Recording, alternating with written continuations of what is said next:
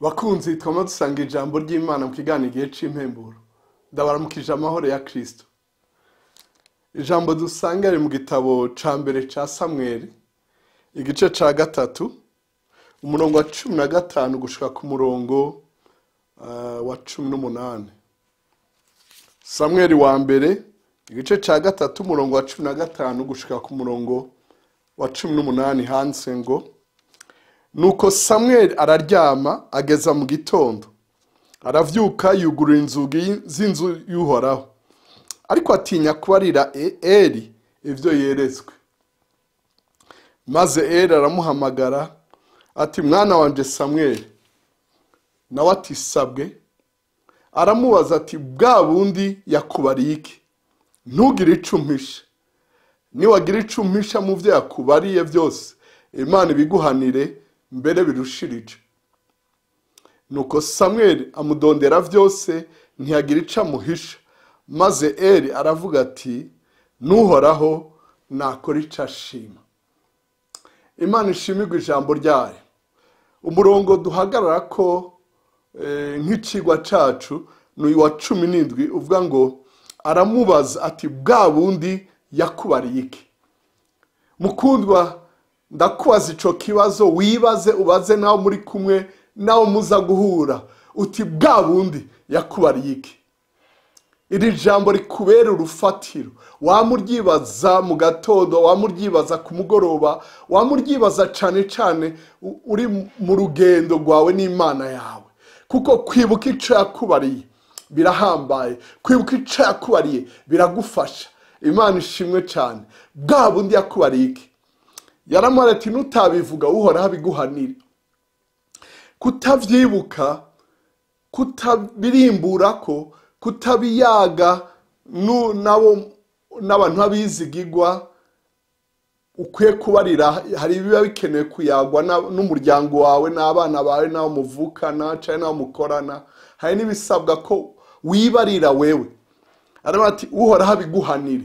Hari ingorane zizanana no kutabyiyumvira no kutabibarira umutima wawe cyangwa bibarira abandi. Ikiro ni ikintu gihambaye cyane, caramfashije kwama nibuka ico Imana ivuga. Imana ihabwa icubahiro. Imana ihabwa icubahiro. Kuko ijambo ryayo ntirihera. Ijambo ryayo ntirisaza. Ngo yarishize hejuru kurirutisha ikindi cose. Ahandi naho haravuga ngo aterama ijambo ryiwe kugira ngo arishitse. Aho ni muri Yeremiya. Hariho abantu batari bake muri Bibiliya bagiye bibuka ico Imana yavuze. Hari nk'uwitwa Daniel, bari mu bunyagano, ariko arasoma ivyanditswe abona ahantu havuga ngo bazoja mu bunyagano kumara imyaka 70. Bwari ubuvugishwa bwa Yeremiya. Abiguye ko aravuga ati, Imana ibisiwe wabivuze. Abihagararako, Imana irabugururira, bava mu bunyagano bataha iwabo i Yerusalemu. Hari witwa Kalebu tubona mu gitabo ca Yosuwa igice ca 14. Yosuwa igice ca 14 ku murongo wa 6 kubandanya haravuga ngo, maze abayuda baza kuri Yosuwa i Gilugari. Kalebu mwene Yefune umukenizi aramubwira ati, urazi ivy'Uhoraho yatuvuze ko twe nawe, akabibwira Mose umuntu w'Imana, turi Kadeshi Baruneya. Imana ishimwe cyane. Ku murongo w'indwi bavuga ngo, nari maze imyaka 40 igihe Mose umusavyi w'Uhoraho yantuma ngo mve i Kadeshi Baruneya nje gutata igihugu, ngarutse nkamubarira inkuru ntacishije iruhande. Ariko bagenzi banje twari twaduganye bakarandura abantu imitima. Mugabo jewe nakurikiye Uhoraho Imana yanje muri vyose. Maze uwo munsi nyene Mose arandahira ati, nukuri igihugu wakandagiyemo kizoba ishamvu yawe n'iy'abana bawe gushitsa ibihe vyose. Kuko wakurikiye Uhoraho Imana yanje muri vyose. Kare barongera aravuga ati, kandi heraba Uhoraho yamaye kumara imyaka 45 nkuko yavuze. Uhereye yabaririye Mose iryo jambo, Abisirayeli bagatangura kuyerera mu bugaragwa. None heraba uyu munsi maze imyaka 85. Kandi n'uyu munsi ndacasi inkomezi kuko nari ndazifise kuri wa munsi Mose yantuma, uko inkomezi zanje zari ziri ico gihe ngitabara mu rugamba ngatabaruka, n'ubu niko ziri. None rero nume uriya musozi Uhoraho yavuze wa munsi, ico gihe wumvise ko araha Abanaki, kandi ko bahafise ibisagara binini binini bizitijwe inzitiro z'amabuye. Kumbure Uhoraho azoba kumwe nanje, ndabaneshe nk'uko yambariye. Maze Yesu yahezagira Kalebu mwene Yefune, amuha Heburoni kw'ishamvu. Nuko Heburoni hacika ishamvu ya Kalebu mwene Yefune umukenizi na bugingo n'ubu, kuko yakurikiye Uhoraho Imana y'Abisirayeli muri vyose. Kandi Heburoni kera hitwa igisagara ca Araba. Araba mu Giheburayo hitwa Kiriyati Araba. Araba uwo yasumbye abandi Banaki bose, nuko igihugu gihabwa impore. Wibuke ico Uhoraho yakuvuzeko, bwa bundi yakubariye iki, wibarire ubarire n'abandi. Turabona mu isezerano risha, wava wimvira ngo nivyo mu isezerano rya kera gusa. Mu isezerano risha mu gice ca muri Luka igice ca kabiri, Luka igice ca kabiri umurongo wa 25. Kandi muri Yerusalemu hari umuntu yitwa Simiyoni. Uyo yari umuntu agororotse kandi yubaha Imana, yararorereye guhumurizwa kw'Abisirayeli. Mpwemu yera yari kuri we. Yari yarabwiwe na mpwemu yera yuko atazopfa atarabona Kristo umwami Imana. Ajanwa na mpwemu mu rusengero, abavyeyi bajanye uwo mwana Yesu ngo bamugenze nk'uko umugenzo w'ivyagezwe wari uri. Aramwakira, aramukikira, ashima Imana ati, databuja, noneho uraseze musavye wa mahoro nk'uko wavuze, kuko amaso yanje abonye agakiza kawe, ako wateguriye mu maso y'amoko yose, kuba umuco wakira amahanga no kuba ubwiza bw'abantu bawe b'Abisirayeli. Imana ishimwe cyane. Uyu yari umutama, yarazi ko naho yogira isanganya atacaba, kuko yararindiriye ico Imana amuvuzeko. Bwa bundi yakubariye iki, wame wiyibutsa, wibutsa ubugingo bwawe, wibutse n'abandi. Ni gute wiyibutsa?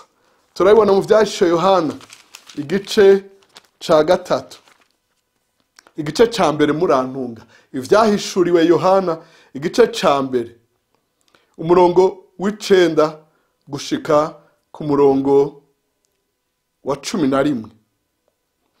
Jewe Yohana mwene so, musangiye amarushwa n'ubwami n'ukwihangana biri muri Yesu, nari ku kizinga Patimo co mu kiyaga, bampora ijambo ry'Imana no gushinga intahe Yesu. Ku munsi w'Imana nari muri mpwemu, numva ijwi inyuma yanje, ijwi rirenga. Numva inyuma yanje ijwi rirenga nk'iry'inzamba, rivuga riti, cubona ucandike mu gitabo, ukirungikira amashengero ndwi, ukirungikire muri Efeso, ni Simuruna, ni Perugamo, ni Tuatira, ni Sarudi, ni Filadelfia, ni Laodikia. Umurongo wa 12. Mpindukira kuraba ijwi rivuganye nanje. Mpindukiye mbona ibiterekwa ko amatara ndwi vy'izahabu, kandi hagati y'ivyo biterekwa ko amatara mbona usa n'umwana w'umuntu, yambaye imyambaro ishika ku birenge, yambaye mu gikiriza umukanda w'izahabu. Abona ibintu vyiza vyinshi, kandi umutwe wiwe n'umushatsi vyari vyera nk'ubwoya bw'intama y'umweru, canke nka sheregi, canke urubura. Sheregi n'urubura.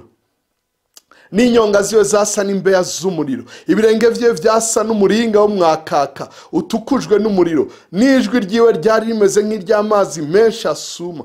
Kandi mu kuboko kwiwe kw'iburyo yarafise inyenyeri ndwi, mu kanwa kiwe havamwo inkota ikarishe, mu nyonga hiwe hari hameze nk'izuba iyo ryatse umutari. Ndamubonye nikubita imbere y'inyundo ziwe nk'upfuye, maze anshirako ukuboko kw'iburyo ati, ntutinye, je ndi uwa mbere kandi uw'iherezo, kandi ndi muzima, nari narapfuye, kandi raba mpora ndi muzima ibihe bitazoshira, mfise imfunguzo z'urupfu n'izikuzimu. Nuko wandika ivyo ubonye n'ibiriho n'ibizoba hanyuma y'ivyo. Imana ishimwe. Ni gushika ku murongo wa 19. Uhindukire mwene data, subiza amaso inyuma nka Yohana. Yari mu bigeragezo, ariko ahindukiye ijwi, kuraba ijwi nta shusho rifise, ariko ijwi rifise ico riserukiye. Abona ibintu vyiza vyinshi, yandika igitabo gihambaye nk'iki, kandi yari mu bigeragezo. Nawe mu bigeragezo uriko uracamo, subiza amaso inyuma, wibuke ico ijambo rivuga ku ngwara yawe, ati ni Imana ikiza ingwara zawe zose, ku bukene ni Imana ikumara ubukene bwawe bwose. Mu vyago ni Imana igucira icanzo mu vyago urimo. Niwaca mu muriro ntuzoguturira, niwaca mu mazi ntazokurengera. Imana ikuremeshe usubire wibaze bwa bundi yakubariye iki. Urakoze kudutega yombi, uragahezagirwa mu bawe no mu vyawe. Mu izina rya Yesu, amen kandi amen.